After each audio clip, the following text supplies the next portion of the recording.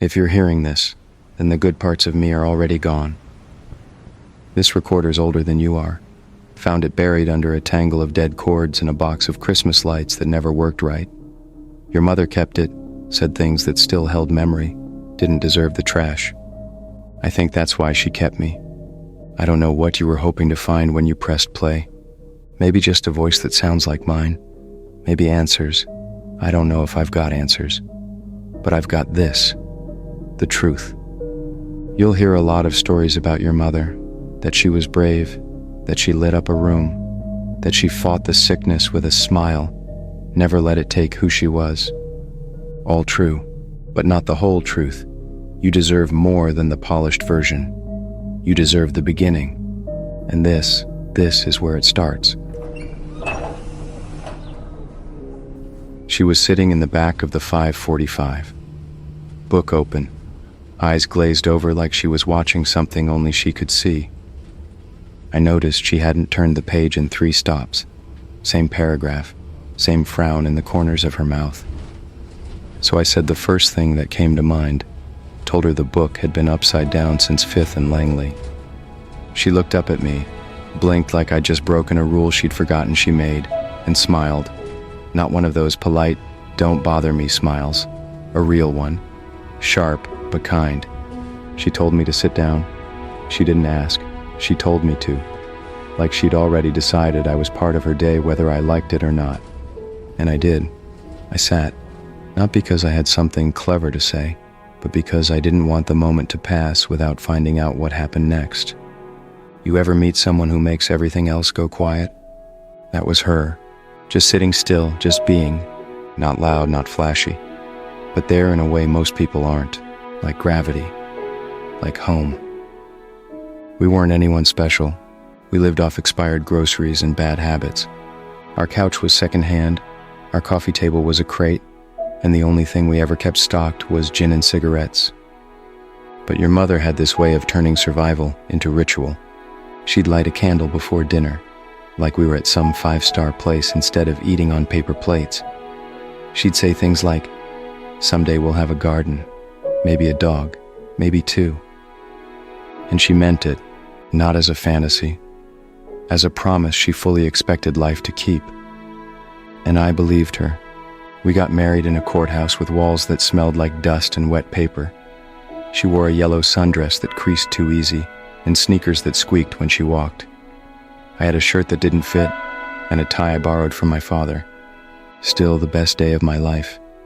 Afterward, we moved into a place that would have been condemned if the landlord had an ounce of shame. The windows stuck, the pipes coughed, the radiator banged like it was haunted. She stood in the middle of it all, hands on her hips, and said, "It's not forever, but it's ours." She painted stars on the ceiling with glow-in-the-dark paint. Said we needed a sky of our own, in case the real one ever gave out. I teased her for it, told her she was a dreamer. She smacked paint on my cheek and said somebody had to be. We never did wash that paint off the walls. It wasn't perfect. She snored. I forgot birthdays. We fought about the thermostat like it owed us money, but we showed up for each other. Every day.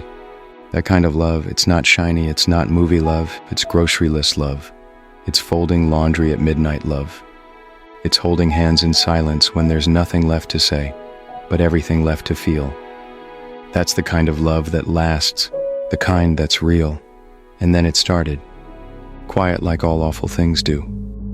She got tired, more than usual. Said coffee made her feel shaky. A bruise that wouldn't fade. A cough she couldn't shake. Blood in the sink one morning that she tried to laugh off. That was her way. The kind of things you lie about because saying them out loud makes them real. But I knew. The doctor's office smelled like wax and printer toner. She held my hand like she thought she could keep the words from reaching me if she just gripped hard enough. Stage 4. He said it like it was just another Tuesday. And just like that, it all went quiet. Like the volume knob on our life got turned down to static. We got home. She sat at the kitchen table in my hoodie, tea untouched, staring at a spot on the floor like it was supposed to give her an answer. She folded into herself like a tent after the wind dies. Quiet. No sobbing. No theatrics. Just broken in a way that made the whole room colder. She whispered she wasn't ready to die. And God, I wasn't ready to let her. I know this isn't easy to hear, and it's not over yet. I need you to know where it started, before everything changed, before I did what I did. I need you to remember this part. I need you to remember that everything I did, everything that followed, was rooted in this. I loved your mother more than anything I've ever loved. And that kind of love, it burns through bone. It scrapes through reason. And sometimes, it damns you. She tried to stay strong for me, and that's what gutted me the most. Watching her keep it together like it was her job to make dying easier on me. Even when the pain got bad, she'd throw on that crooked little smile and ask if I remembered to pay the power bill. Like dying was just another task on her to-do list, right under groceries and laundry. And I let her. I smiled back. I laughed in the right places. I played the part of a man who believed in happy endings. But at night I listened to her breathe just to be sure I still could. None of the treatments worked. The scans came back worse, each one darker than the last, like someone had been painting her insides with smoke. One day, she stopped asking what the numbers meant, and I think that's when she started dying in earnest, when even the hope of pretending left her. I'd only stepped out to breathe. That's all it was. 10 minutes, maybe less. The hospital waiting room was made for suffocating. White walls, yellowed magazines, the smell of plastic trying to cover the scent of loss. I locked myself in the restroom stall down the hall, sat on the lid with my head in my hands, elbows on knees, trying not to fall apart like wet paper. That's when I heard him. My name, spoken soft, like an old friend offering a cigarette outside a funeral. I opened the door, and there he was, standing by the sink like he belonged there. Like this was his station, his haunt. Like all he did was wait for people just cracked enough to listen. He wore a suit that didn't wrinkle, hair that didn't move, smile too polite to be real, hands folded like a man waiting for a job interview with something that never died. I asked him who the hell he was. He said he was here on behalf of someone else, someone who took an interest in rare cases, unusual suffering, terminal conditions. Said his employer had been watching. That's how he said it. Watching. The offer was simple. She would live. The cancer would vanish, no trace, no trauma, like wiping dust off a mirror. But the sickness had to go somewhere. It wouldn't die. It couldn't. It needed a host, someone else, a stranger, a number on a spreadsheet, a face I'd never have to see, someone to take her place, and all I had to do was say yes. Now listen, I know how it sounds, how it feels to say it out loud, but when the person you love most has been hollowed out by something so cruel, it can't even be touched, you stop thinking like a person. You start thinking like an animal in a trap. And animals don't ask questions. They bite the hand, they chew their leg off, they do whatever it takes to crawl back to what they love. I asked him what the catch was. He smiled like a man who'd heard that line 1,000 times. Didn't blink, just reached into his briefcase and pulled out a single black card. Slipped it into my jacket like it had always belonged there. And that's when my heart really stopped. There was no contract, no threats, no talk of souls or sins. Just this, one life for another, one clean switch. The cancer would transfer. Someone else, someone I would never know, would wake up dying in her place. And in return, I'd get my wife back. He told me I didn't have to decide right away. Then he left. No puff of smoke, no vanishing into the walls. Just a man with a tired walk, slipping down the hallway like he belonged to it. I opened the card in the stairwell. No name, no logo, just a number. And a line in gold ink, "She deserves more time." I didn't call that night or the next, but I kept the card. I kept it like a wound I didn't want to scab. Until the morning her hands couldn't lift a spoon. Until her voice turned to paper. Until the nurse gave me that look, the one that says get ready to lose everything. And then I called. No ceremony, no blood, no thunder. Just a voice, cold and calm, telling me where to go.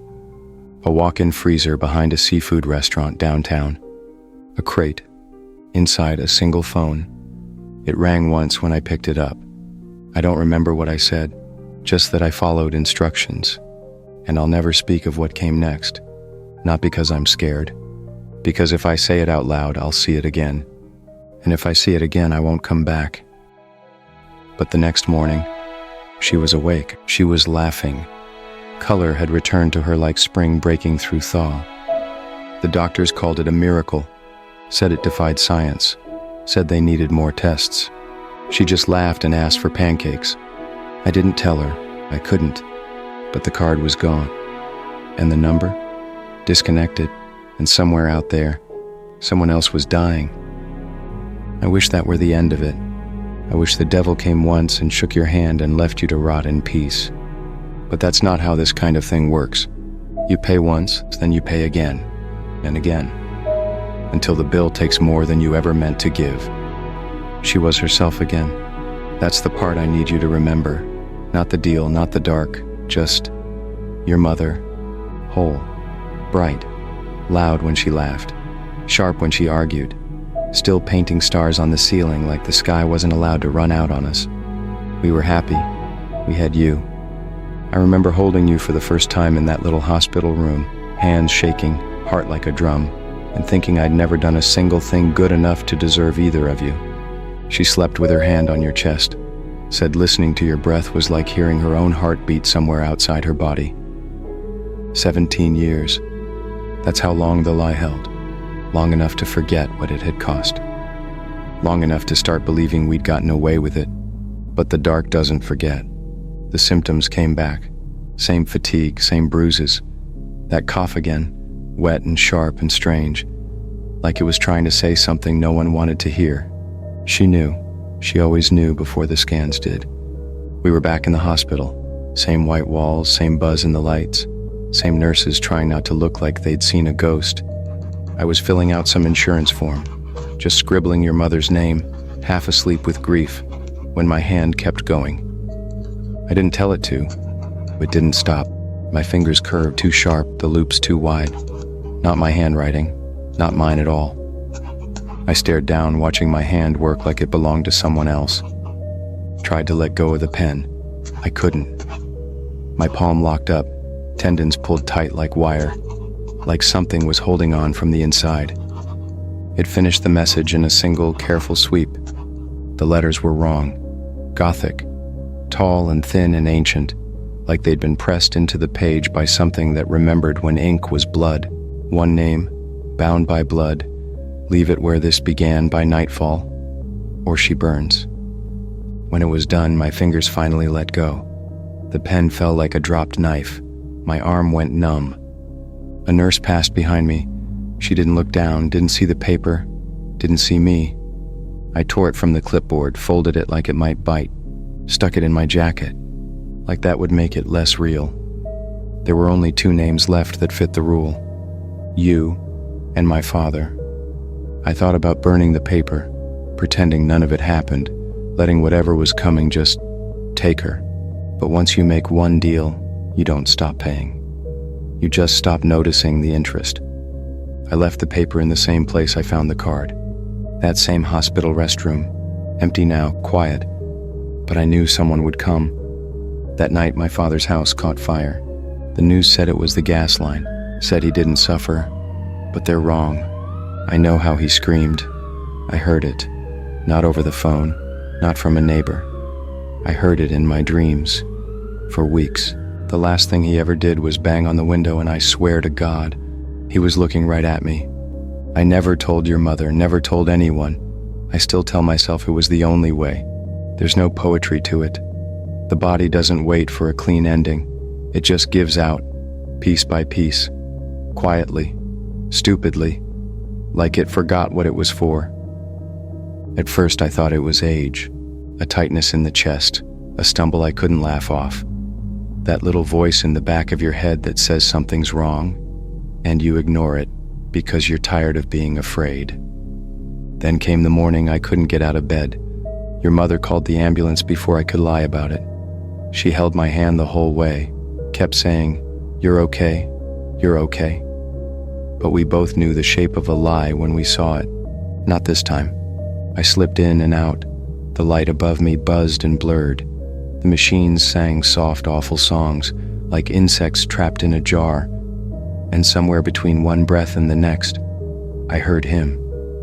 That same voice with the same quiet calm, like water circling a drain.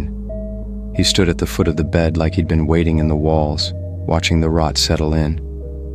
"One name," he said. "That's all it takes."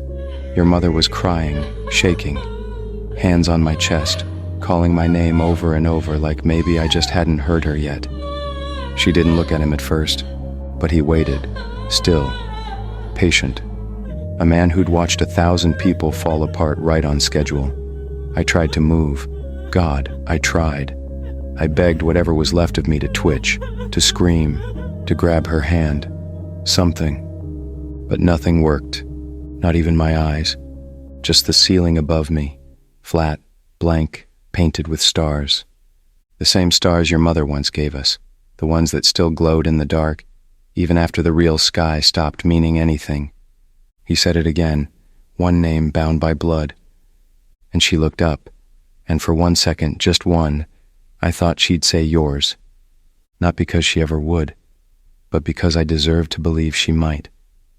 That's what guilt does. It shows you every terrible thing and tells you it's justice. But she didn't say your name. She said hers, and then it was done. Her breath ended. His smile didn't. I don't know what this recording gives you, maybe nothing, maybe everything. Maybe I just needed you to know. She painted us stars, but in the end, she became the brightest one.